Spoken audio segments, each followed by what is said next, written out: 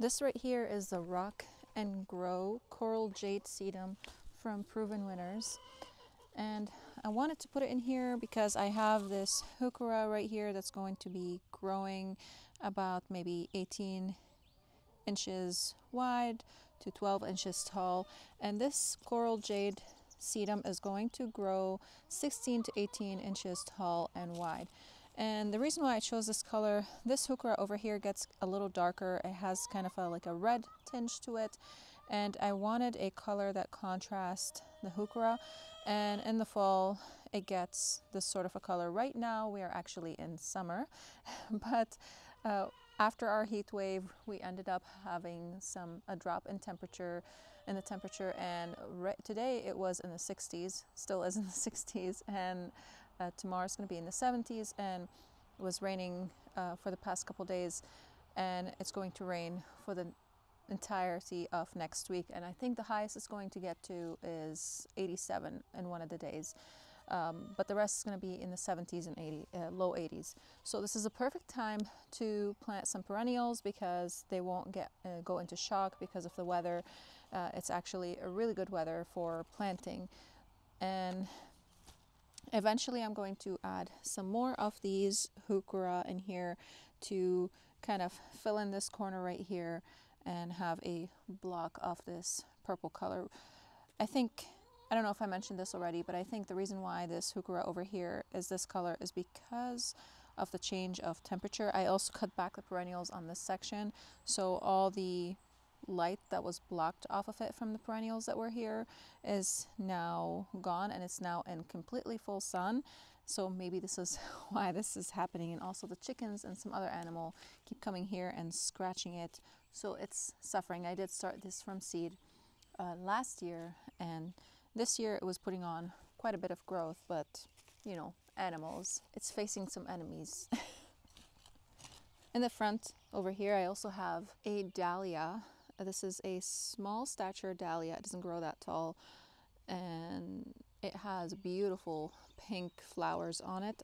I'll flash the name on the screen because I can't remember the name. I'm so terrible with names. I found that the best way to remember names is to associate emotions with the names.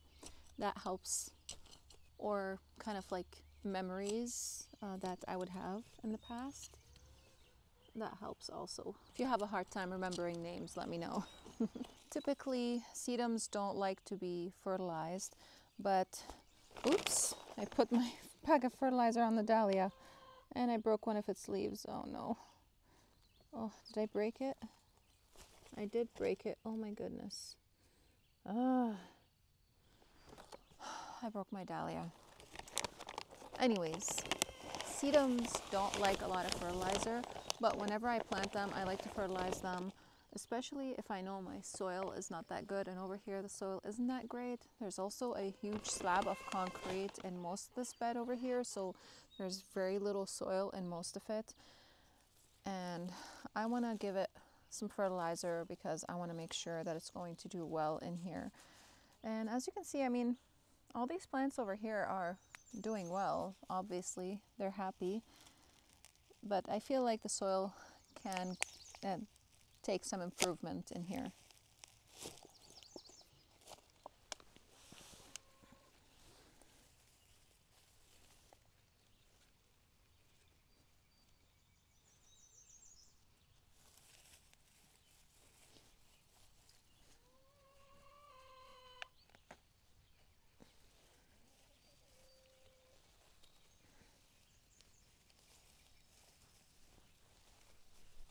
You might be wondering, why did I plant this sedum right next to the boxwood over here?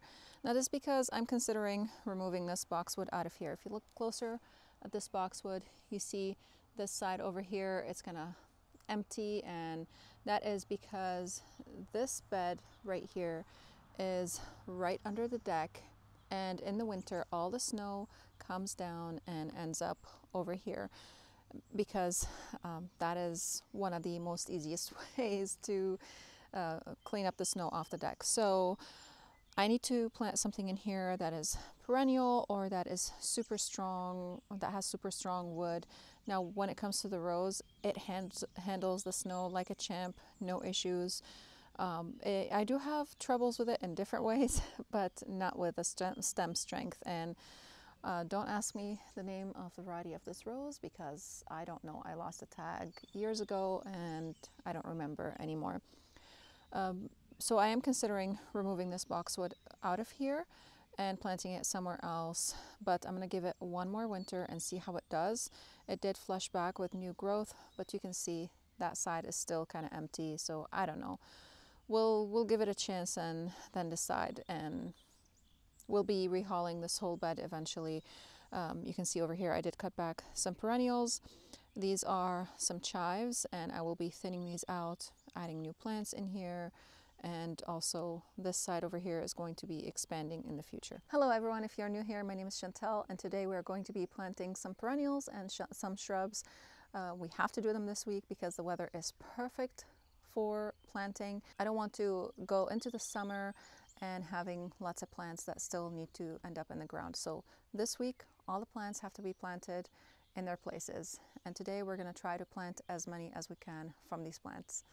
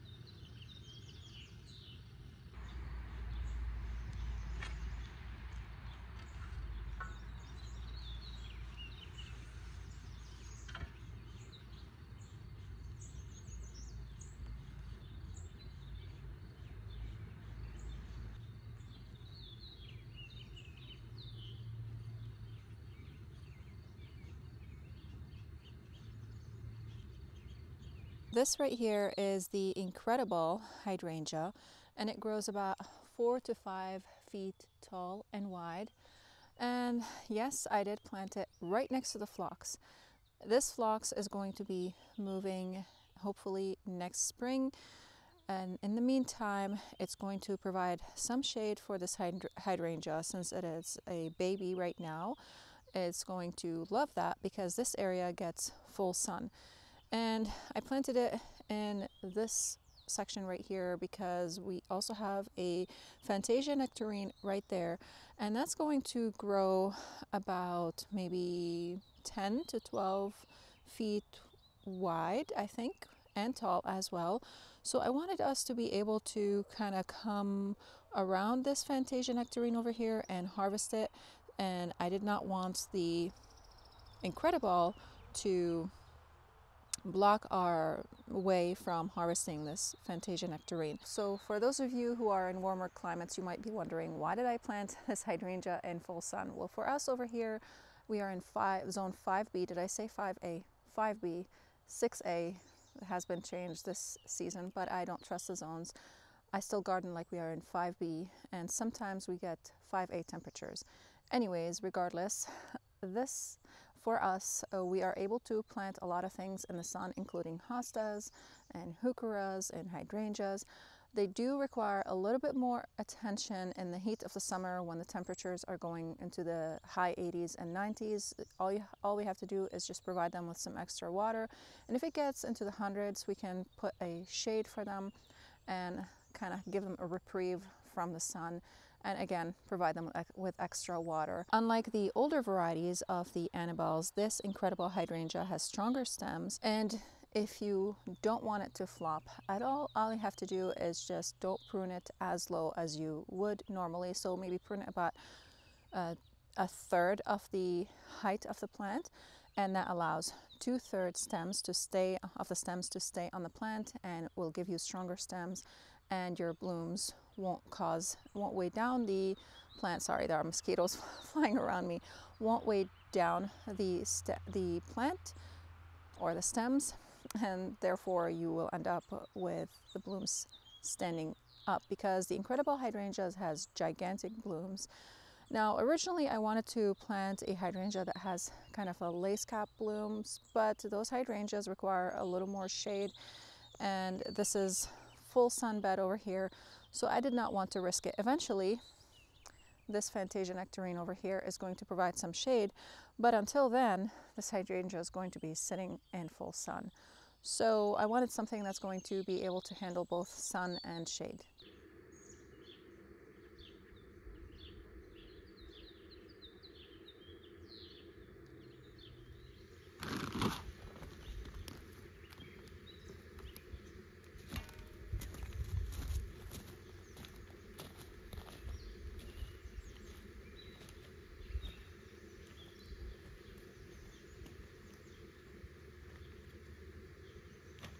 This right here is the laced up elderberry, and the reason why I got this one is because I have a black lace elderberry on the opposite side that I planted this spring, and I needed a pollinator for that one because I wanted it to make berries. And elderberry is sort of a medicinal plant, and I wanted both the beauty and the practicality of the plant. And the black lace elderberry just offers a beautiful structure and foliage color and foliage texture, and the laced up is very similar in that, with exception that it does not grow as wide as the elderberry does or as tall as the elderberry. This laced up elderberry grows about 4 feet wide and 6 to 10 feet tall, so it's perfect for this area over here, because right behind me over here I have this white lilac that has double white blooms, and so far I haven't been able to see any blooms on it because the deer keep coming and eating it, so I do need to come here and spray this lilac so that the deer don't devour it, and I do end up seeing some blooms on it. And this variety is hardy down to, let's see, where's the hardiness? So it's hardy in USDA zones 5 to 7.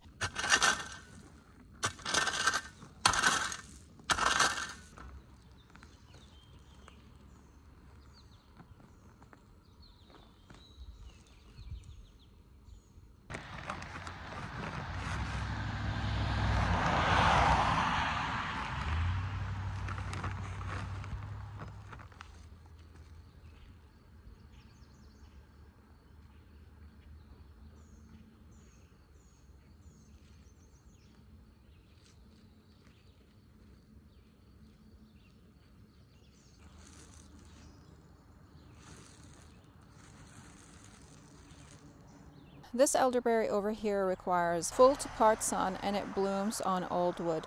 So if you want to prune it, you're going to need to prune it right after it's done blooming if you want to have blooms next season. And for it to have berries, you need another pollinator. So another pollinator would be like the black lace elderberry or instant karma or black beauty. I wanted to actually get the black beauty, but I've heard reports from a lot of people in our area that it does not do well in our area, and this is why I didn't get it.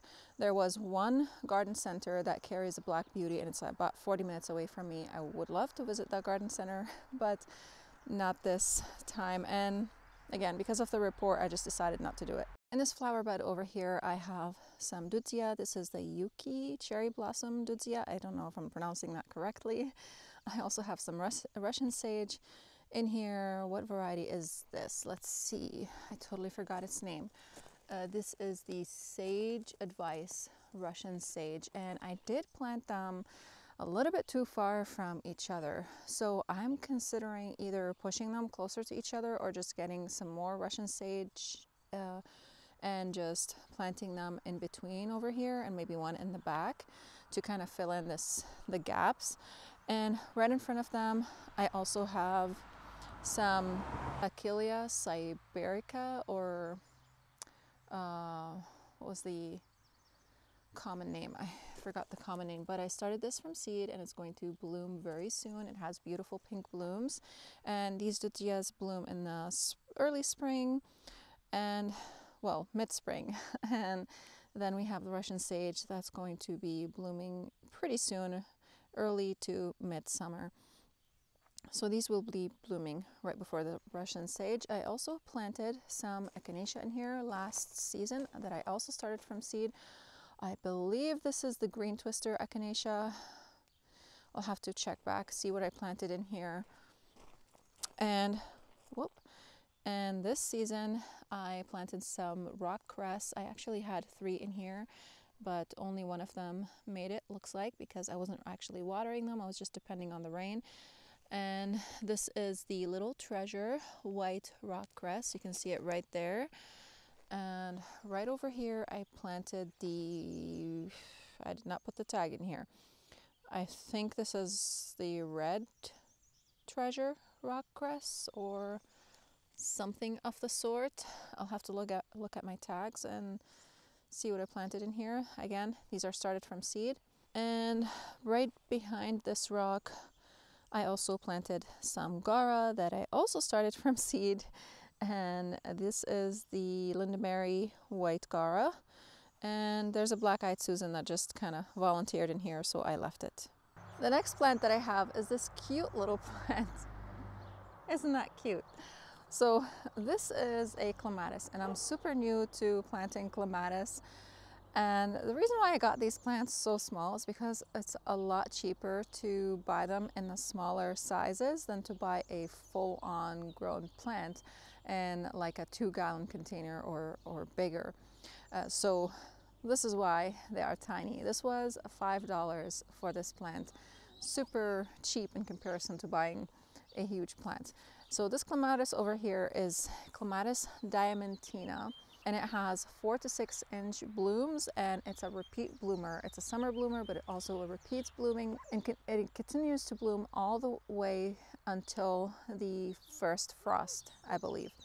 And it is a perennial, so I believe it is going to die back in the winter, and then next season it will come back. I'm not sure as to how I'm going to be pruning this. I need to do some research on seeing what type of Clematis it is, because from my understanding there are 3 types of Clematis: type 1, type 2, and type 3. And each of these types you have to prune them in a different way, because some of them bloom on old wood, some of them bloom on new wood, and some of them bloom on both old and new wood. So for this to be a repeat bloomer, I'm thinking it's both old and new wood that it blooms on. So maybe it's a type 2 Clematis. But I'll do some research, and then maybe in a future video I'll let you know. From my understanding, you do have to plant Clematis deep, but this is a tiny plant, so maybe I'll just plant it a little bit deep, maybe to the first kind of stand of leaves over here, so that it will have stronger roots. So we'll see. Hopefully it'll do well. Also, I don't have any rose stone, but I do have holly stone, and that's what I'm going to be giving it. And I have this trellis over here that is going to be going on, and you can kind of see sort of the full picture over here, what it's going to look like. Eventually this whole area is going to be mulched, and all this grass is going to be taken out, or I'm going to apply the cardboard method and mulch it, because that just so much easier. It's a huge area in here. And also the hydrangea is starting to bloom, and this is the first season over here for it in this area. I moved it from the bed where I planted the sedum, and it was getting crushed by the snow, and it loves it over here. So sprayed myself with some water. Refreshing. So let's go ahead and plant it.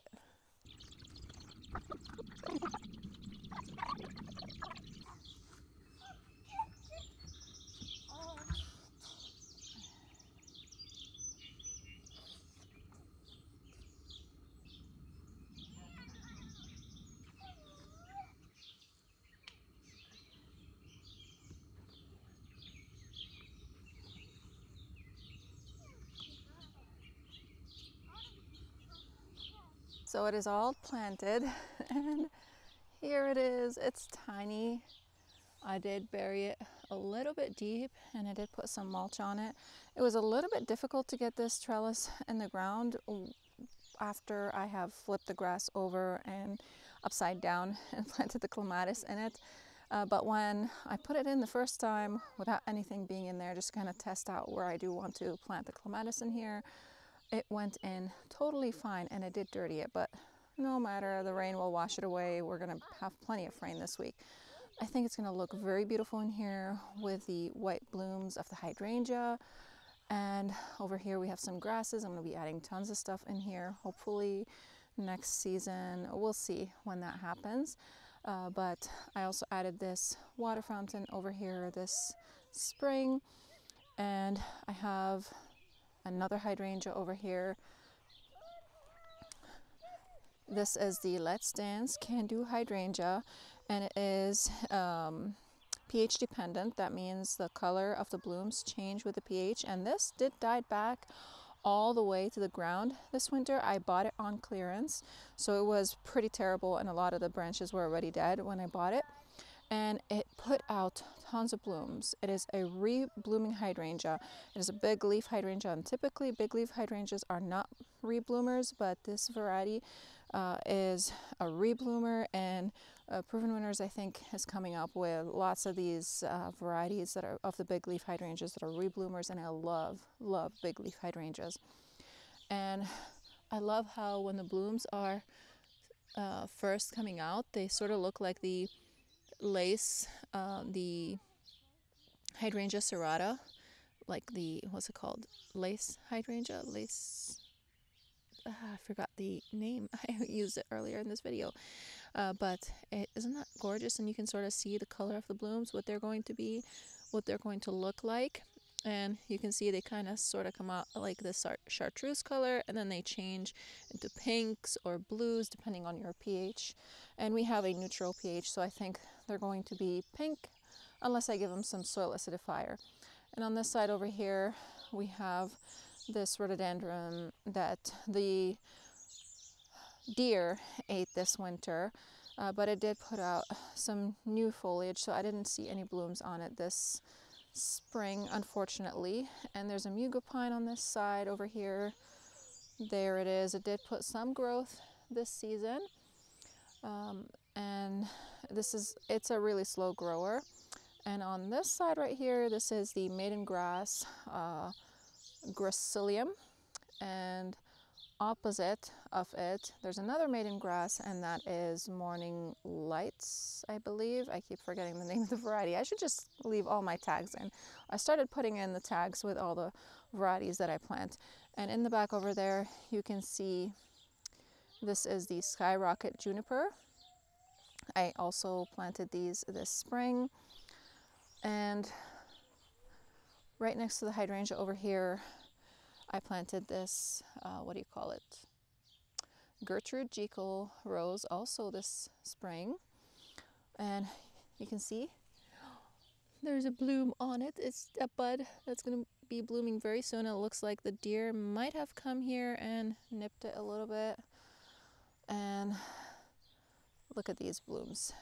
I'm not sure what variety of hydrangea this is, because when I ordered it, I ordered a completely different variety. It is an oak leaf hydrangea, and they gave me a different one, but it's still beautiful. I think it might be the Gatsby Gal. I'm not sure. We'll see. If you guys know, I'll show it to you once it's blooming again in full bloom. You can see these blooms are just gorgeous. I mean, they are very similar in blooms, these oak leaf hydrangeas.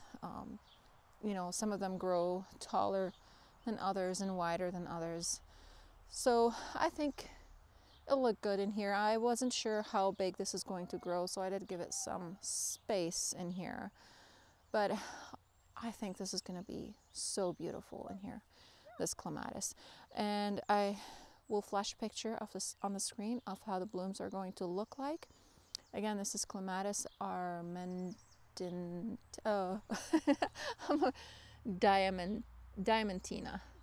There we go, diamantina. It is starting to get dark right now, so I hope you guys enjoyed this video, and I'll see you again in the next video. I still have some more things to plant, and hopefully I'll finish those in the next video. But I do have to head inside. It's close to dinner time right now. and I wish you a happy gardening season, and thank you for joining me on gardening today. Look at these blooms. These snapdragons are going bananas. They are so gorgeous. I love them. So you're saying me? Yeah, just don't break the bloom, okay? Aren't they beautiful? Be careful, they're poisonous though. About these. Yeah, those are the same plants. Huh? But these are poisonous. Don't put them in your mouth, okay? Aren't they gorgeous? My husband told me they look like candy, and I agree. I think they look like ice cream. Don't they look like ice cream, Serenity? But they are poisonous. Don't lick them. They'll make your belly really sick. Look at these gorgeous blooms. I think these colors actually work out really well together because this pink is sort of on the warm tones, and you can see this orange in it right here that's displayed in this color right here. And then we have the white. I love the white, love it. And I think it looks so gorgeous with this pink over here.